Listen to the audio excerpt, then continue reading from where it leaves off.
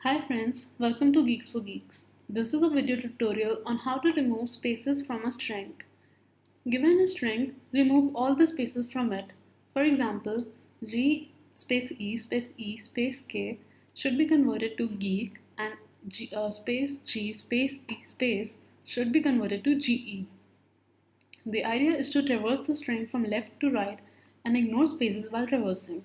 We need to keep track of two indexes, one for the current character being read and other for the current index in output. Now let's have a look at the implementation. First, we initialize two variables I and j.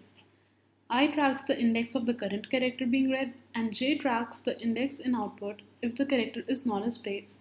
Copy the character to the jth position and increment the value of j. End the string with null character, that is, do string of j equal to \0. The time complexity of this solution is order n as we have a single loop for string traversal.